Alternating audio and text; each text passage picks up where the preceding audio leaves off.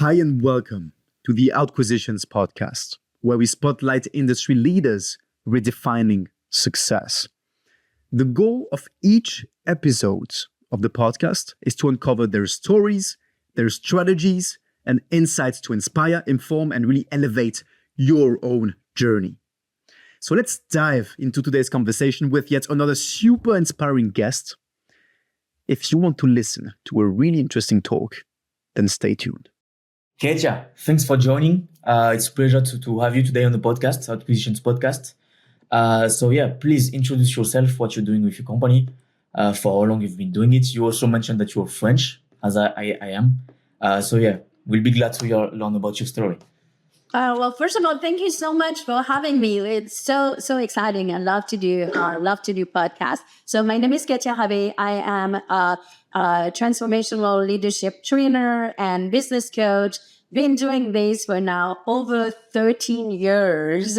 And yes, like you said, I'm French. I came in America pretty young, came to work affiliated back then with the White House, and now full-time coaching, loving it, and giving in generosity and supporting clients, not only with their business, but really with their leadership. Great. Katia, I'm curious to learn a bit more about your story. How did you come up from France? How did you end up in the US? What did you do in the US?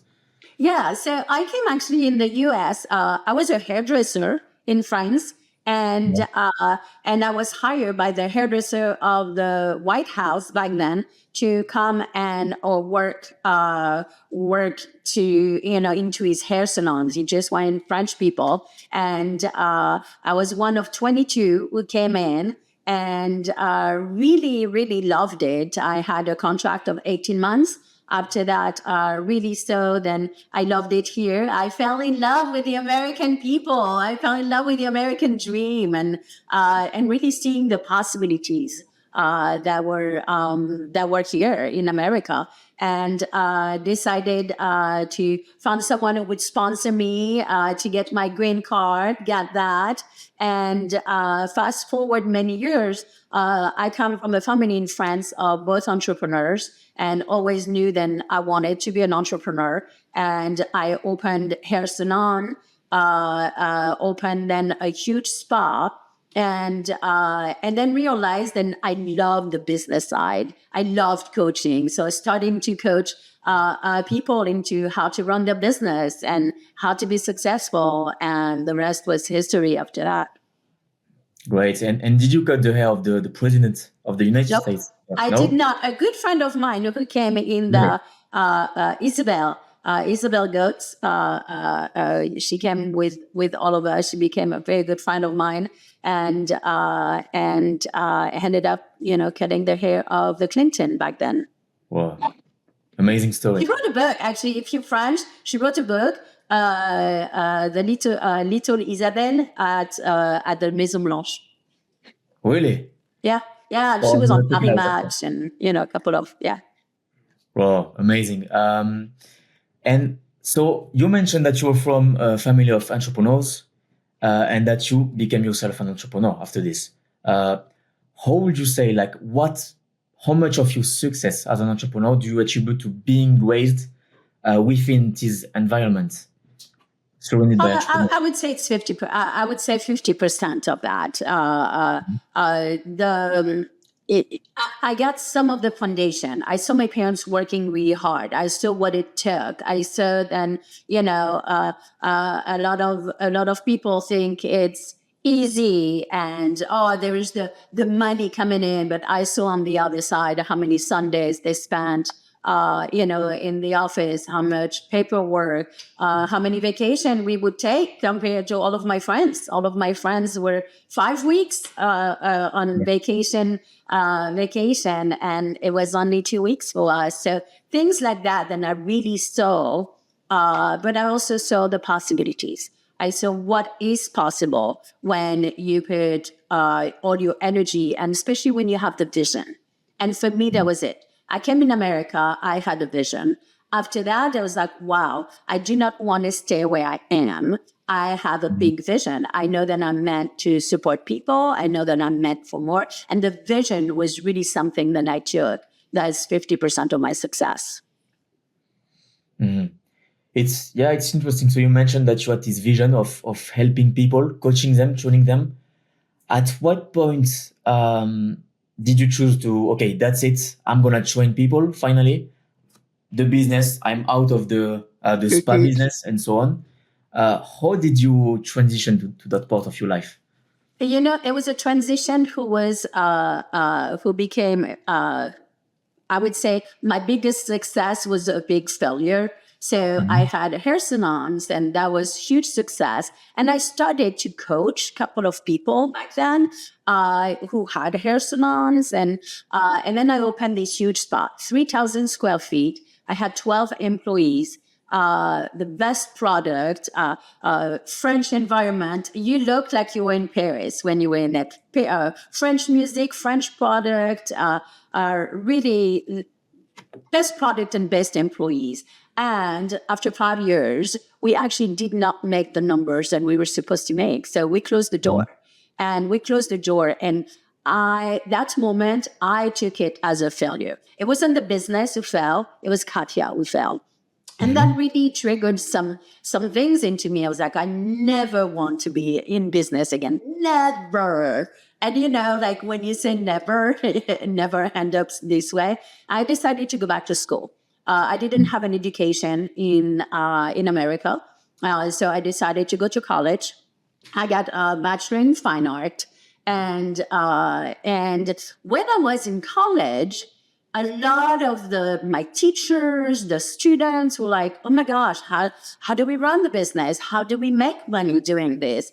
And I was like, I kind of almost felt like an imposter syndrome, you know, like I'm an imposter. I failed my last business. How can I give you advice? So what I decided then is really to take a good look at why did the spa not work?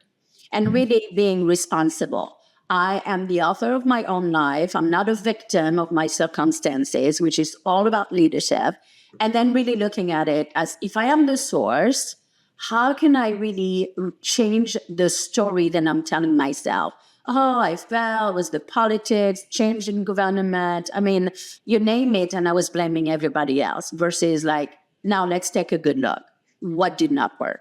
And when I really took that good look, it was such a slight little mistake that changed everything. And when I realized that, I was like, I don't want anybody to feel that way. And I want to support business owner to see then understanding who's your ideal client, who's your avatar, and having the leadership of debriefing. You and I, right before the call, talked about, debriefing. Debriefing is really the way of growth. It's feedback for you, feedback for others, and how do we take what's working, what's not working, what's in the gap. And that's really what I did. And the moment that I did that, then I felt very comfortable coaching others. And that was almost 13 years ago now. Funny, great. And okay, and before digging into the leadership part, what you're doing, how you're doing it, I have a question. So we are both French, but I see you have the American mindset. So obviously it's been years and years that you're in America now, but you took the decision to go to the US, to go to the White House, and I don't really know you. We just know each other for a few minutes, but I see that you're an action taker, I'd say, and that you're a bit like this, kind of the American mindset. And we see it ourselves when talking to people from different parts of the world. It's way more pronounced in the US. So would you say you had this mindset since you're born, basically, all of your life? Or is it because of your environment being in the US? I think I know it's both. I've always been very driven. So I've always been driven. So in the world, there is full personality. And I have what we call the controller personality. So a controller personality is very oriented on result, very oriented on what do they want to create and how are they creating it. So the being that personality was definitely supportive for me. And living in America, seeing the difference in culture, the difference into the way people think, the difference into I can work as many hours as I want. Like there's infinite possibilities in this country. And when you are really looking at creating win-win, I mean, for us in our company, we work for 3 weeks, and the last week of the month, we take it for our self-development. We develop ourselves. So when you think about it, we really work 3 weeks out of 1 month. And I mean, which country can you do that in the world? And there's not so many. So yeah, I think it's both. Here, you can do anything you want at any time. I can go do my grocery shopping at 5 a.m. this morning. I don't know, there's a way of being of the American mindset who's shifting, like they shift very quickly. They shift where they live. They shift they shift their home all the time. So there is a lot of shifting happening who's definitely ingrained into their mindset. And I love that. Yeah. Okay. It's interesting because now I have a question regarding this. So you're a trainer, you train leadership and you train leaders. Are you training only US-based leaders? I did not hear the question. Yes. So you train. So you into the leadership. You train leaders. Yeah. Are you only training leaders in the US-based leaders, or all over the world? All over the world. All over the world. And I think it's very interesting. So in our trainings, we have people from all over the world, from all religion, all different culture. And it's very interesting because as a trainer, we get to take that in consideration. If I have a training with mostly European people, there's some ways of being, some ways of saying things that I'm going to say who's very different that if I had majorly people, from America. So we, as trainers, this is a huge part of our job. If I train in France, for example, I will also be dressed very differently than when I am, in America. We got to take everything in consideration. What's the culture? How people are thinking, and we get to cater to that. I mean, it's not about me. The trainer is irrelevant. The trainer gets to be neutral. The trainer does not add anything to the training or subtract anything from the training. The trainer is really there for the people and to be giving and generosity and for them to get to the outcome that we say they're going to get. Okay, so let's dig into this. What do you mean exactly by the trainers is neutral? The trainer doesn't add anything to the training or doesn't subtract anything? What is your vision on this?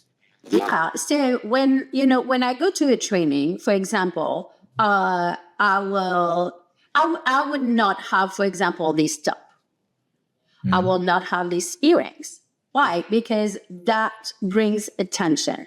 So here, I did not know, for example, in this podcast, I didn't know if the podcast is going to have some video part. So I wanted to make sure then there is something about me who reflects my personality. I really don't want that to be reflected much in a training. In the training, I do not want to bring the attention on me. In the training, I want the attention to be on what I say and what I teach. So I would not wear crazy colors or crazy earrings or, having my hair funky so I do not want to add to the training or even subtract to the training, being, making things about me, crying, getting too emotional. So, as a trainer, staying neutral is really important. Okay, so what do you think makes a good trainer? Ask in a different way the question. So, yes, so you mentioned that, let's take the question with another angle. So we are talking in this podcast with many different trainers, especially in the leadership space. And most of them sell their trainings and their seminars through their personal image. And it's really interesting for me that you mentioned that you don't want to have your personal image associated with your training. You want to be objective, I guess. So what do you think? What are the traits of a great trainer? The way of delivering. So many trainers, in my experience of a lot of trainers, they make it about themselves. For me, I don't make it about me. I make it about them. What is the objective? What do I want them, to get? What did I promise? And then I deliver. How could I say it in a different way? My personality is there. Obviously, if they hire me in the first place, is they know. People know that when they work with me, they get results. They get results and they get result. We promise result. I am very driven. I don't chit chat too much. It's very result oriented. Where do they want to go? Where do they want to be? And how can they create that? So there's a lot of reflection and a lot of my content. I would say about 65% is, it's like we are doing things. It's not just a lecture. So we do, experiments. We do, they do team building, exercise. Everything is, I want to say experimental, but that's not the right word that I'm looking for. But it's a lot of experiences. Then we get them through. Practical, yeah. Okay, super interesting. So now we talked about the trainer. Let's talk about the trainees. Yeah. Do you think that being a leader is innate, or do you think you can train people to become leaders within their company or even leaders of their life? Yes, they got to have the vision, though. In the world, there's two kinds of people: followers and leaders. A lot of people are followers, and they think they want to be leaders, but they really want to stay followers. That will never work.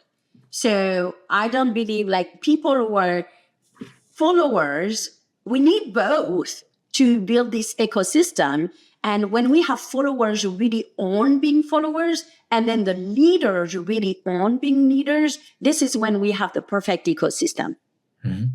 But the problem is sometimes leaders label themselves leaders, but they are followers. And vice versa. Sometimes followers are actually amazing leaders. So it depends on we go back to step number one. What is their vision? What is their vision? If their vision is to grow, and if they're driven and they want to, but a lot of time they would just I have in mind this person in corporate than I had. He was a manager, and he was very happy being manager. He loved being a follower, where he was. He was so satisfied. But he got a promotion. And then he got another promotion.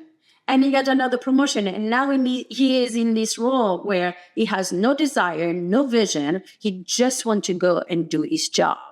And, when the heads of the companies are able to really see that, that's when we can create magic. So what I do is I go into companies and I do a training for the regular employees. And then I see. I work with them for 8 weeks.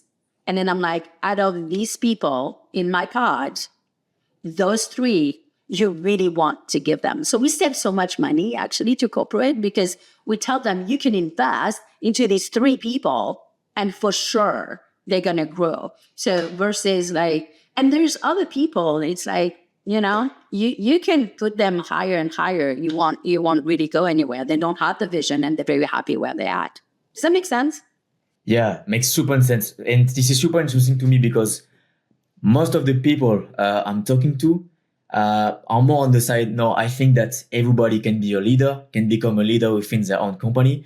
So this angle is really interesting to me, super interesting. And so you mentioned, 8 weeks with the employees of the company.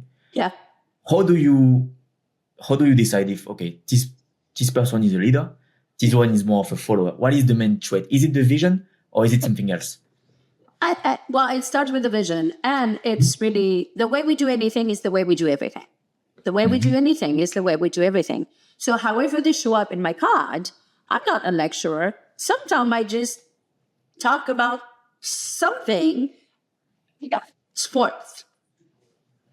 I'm just gonna, I mean, like, soccer, especially, I'm a soccer fan. So I just ask about, hey, what is a championship team?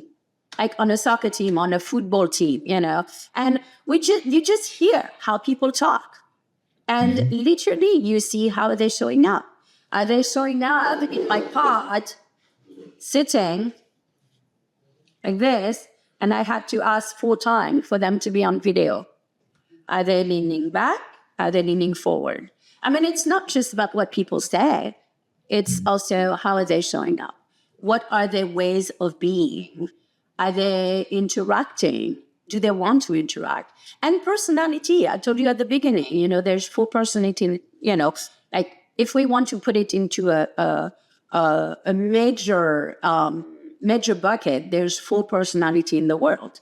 So some personality will have a tendency to be the leaders, and some personality will have a tendency to be the followers. When we have some who are diverging from that, is how do we give them the support that they need to be able to become the leader? And are they true leaders, or are they just like followers in ship closing? So all of that, this is what I do for 8 weeks with companies. And then we really see. We see by how they're showing up. Homework. I give homework. The homework is never about the homework. It's, I mean, nothing. I tell them, I say, it is never the problem. It's always what is your relationship with it. So when you look at anything that they say they have a problem with, oh, Katia, you don't understand. I didn't do my homework because, like we had fire to put out, and amazing to see who is the victim, who's responsible. And we talk about that. We talk about victimhood versus responsibility. We talk about, what would it look like for you to be the author of your own life? What does that look to lead? So that's the work that we do for 8 weeks. And then I have 3 pods, pod 1, pod 2, pod 3. One is, basically the foundation. Then it's going into excellence. And then the third one is very different. So the pod 1, it's where we really work on one-on-one. People work on themselves. And then I see and I invite people. So there's a lot of people who don't get invited to my pod 2. And then part 2, it's really about team. And now we're working on what does that look like to be a team. And part 3, it's like ourselves, team, and the rest of the world. How do we create a different culture into the company as a whole? Okay, so out of 3 parts, part of the 8 weeks of training that you have? So the 8 weeks, the first pod is 8 weeks, the second pod is 12 weeks, and the third pod is 1 year. 1 year. Okay, so in the third part, are you only working with the people that you've identified as leaders? Yeah, the people who made it to, who made from part 1, then I invited to part 2. And then part 2, I see who do I invite in part 3. And then part 3, those are the people then who just continue to grow, majorly. Okay, so it's kind of a qualification process all along. Yeah, I guess, yeah. And it's a way of the company not spending money into, investing into people who are definitely, and they're happy where they're at. This is, I support them to communicate also to their manager.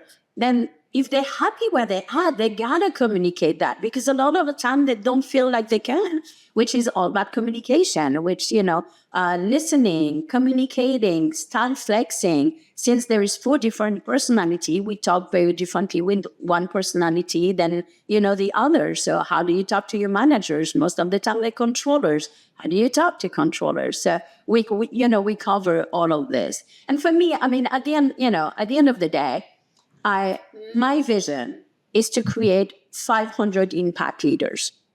That's my vision. And I know that after someone works with me for 1 year, at least 1 year, they are impacting the rest of the world. They're an impact leader. So this is why I wake up in the morning. This is why I'm on this podcast. Because I'm like, oh my gosh, maybe someone is going to listen and they're going to be like, oh my gosh, I resonate so much with what she said because she's so different than everybody else. So a lot of people will not like me, but the people who are going to like me, they're going to be like, oh my gosh, this is who we need. And that's for me an opportunity to create another impact leaders in the world. Okay, how do we define an impact leader? Someone who's an impact leader is someone who take themselves on, being responsible. They take themselves on with their health. So they're usually fit, like somewhat fit. Their finances are in order.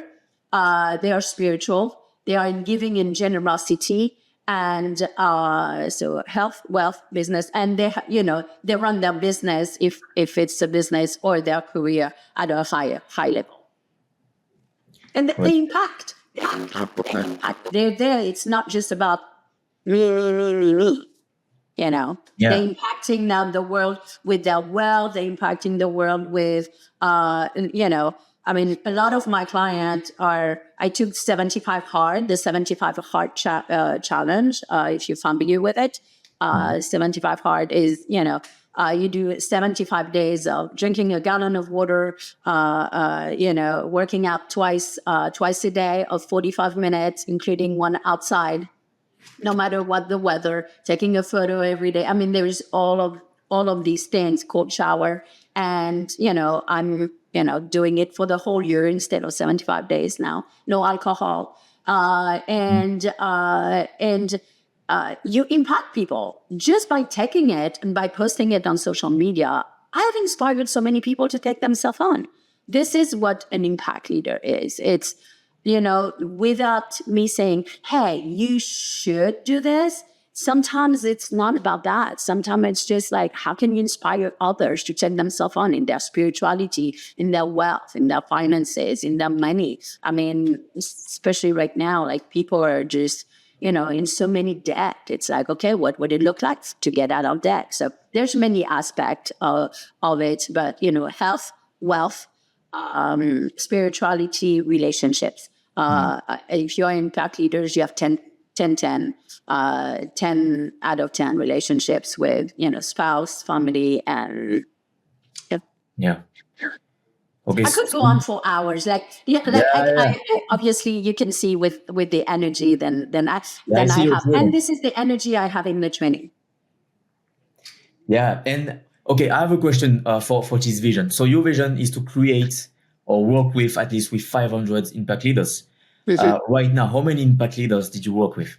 368. Really? Oh, that's super precise. Yeah. Know your numbers. That's a huge part of being a leader.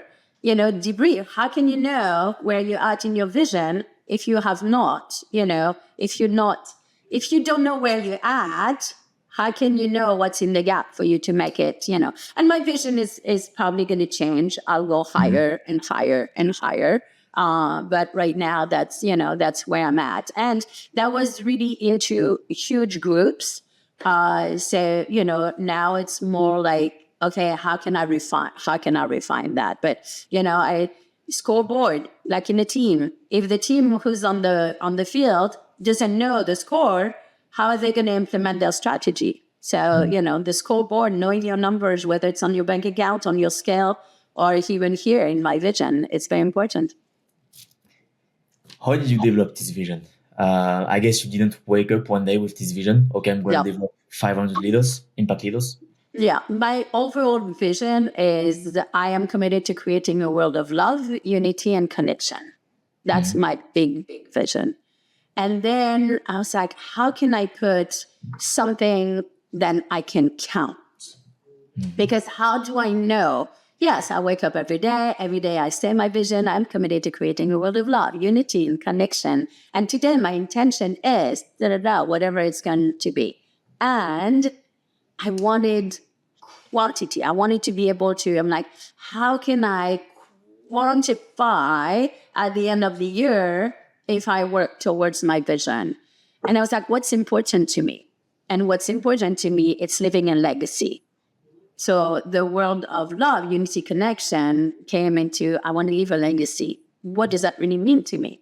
That means that I want the people that I coach to leave an impact on this earth who's going to last way after I'm gone. So that's kind of how I evaluated. And then the number was literally at the beginning, it seems like a huge number. And, now it's not so huge of a number, so it will change. And and this is it with the vision. Your vision change as you grow. My leadership is now, in a very different place than when I created my vision. So right now it's still there because, it's fun to celebrate. It's fun to create, to have wins. So because when you have wins, you have a way of being who's very, very different, very different energy. And then I probably, when I get pretty close, I will celebrate the 500 and I will have something ready for what's next. Great. Before this podcast, so before we jump on the podcast, we had a quick chat and you mentioned that it's really important for you to do the trainings yourself, to directly train the people. And I know that some people, whether those are, let's say, gurus, some trainers, coaches, they have a big vision like you with a big number. And they have more mindset of, okay, I want to train, let's say, 10,000 people. So I will have, 100 trainers that will train these people for me, let's say. And I'm curious to know why, for you, it's super important that you are carrying the training yourself. Yeah.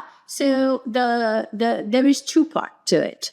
I believe then until you are at a certain level, a lot of people, trainers, coaches, coach other people, but they don't really know how to be, I call it being a star maker.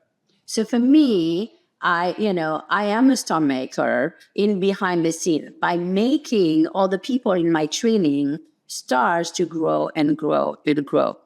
I actually don't believe that still there's many things that I still change in the training, depending on who. So with the debrief, the SOP, like how do we bring people in? So until that is really down, I don't feel like I'm a fit of teaching someone. My experience is it will be diluted. Because I don't even know sometimes some things that still happen. So until I'm really at that level of saying like, okay, now I will not do that. Okay. And do you think, is it a goal of yours one day? Or Yeah, definitely. It's just like, I would think within the next 2 years, but okay. yeah, right now we still, I don't want to dilute. I want to make sure than what I got. So many people are doing it so fast because, it's a way of making, and I agree, it's a way of making, I mean, if I had 10 coaches right now, the obviously the income could go, could get faster to where we want to be. And for me, it's not about the money. It's really about the leadership and it's about creating impact leaders. Yeah. Again, being driven by my vision now, and my vision is not money. Now wealth is obviously a part of the vision, but money in itself, it's just energy. It's an exchange. Great. Katia, one of the last questions. I really enjoyed the talk. I could go on for hours, but I have a question I like to ask. So as you're aware of, with artificial intelligence, with all the new technologies. How do you see the world of coaching and training evolve in the next 5 years, let's say? Do you think that the human trainers will have a smaller place on the market, or on the contrary, will get more influence as they will grow, they'll be more unique, basically, with their own personality? Yeah, and I think there is, we get to embrace technology. I think, either I see people saying like, oh, AI, robots are going to replace us, or, like people like, no. And I do believe that there is a middle ground. AI is amazing. Oh my gosh. Like, talk about like technology and how when the trainers are really, in the space where they will embrace, it's still us who teach. Whether it's teaching a robot or even with AI, if you don't teach AI your own voice, if you don't teach them what you stand for, what is your vision, what do you want to create, the ways of being than you are, you still now, you're still such a main part. I believe then it could all come together, and I don't believe trainers and coaches are going anywhere. I do believe that we're going to see like the coaches who are staying at the same place and who are not continuing growing are not going to make it. It was something with COVID. COVID was not the reason. It is never the problem. It's what is your relationship with it. We can put it back here. I think COVID just showed them, where people didn't have any foundations, and it was just like a veil, then lifted. And I believe that it's the same thing with technology. Oh, interesting. Yeah, we have all kind of different vision on this also. So yeah, thanks a lot, Katia, for the podcast, for all of your answers. You gave me and the audience a fresh perspective, I think, on the market and the leadership more globally. Before we end the podcast, how can people find you, and what kind of company or people should come talk to you? Yeah, so there's two kind of people. If you have any company where you're like, you know what, I would love my team to be unified. I would love my team to listen to how can we give feedback and receive feedback. I would love my team to grow, and I would love to know where to invest into the people on my team. So I am your girl. And if you are a business owner with, under 50 people, we also love to work with you because we have the strategies, and we also give you the leadership, because strategies without leadership, it doesn't go anywhere. It's like the New Year's resolution. We make it, buying the subscription at the gym. I saw so many people at my gym go in, like suddenly we had an influx. I was like, no. And it doesn't go anywhere. Just buying the membership is not getting you anywhere. So you can find me on, just type my name, Katia, Katia, Rave. I say Ravé, but it's Rave. RAV as in Victor, E. And you pretty much can find me anywhere. And our company is Rave Strategy Studio.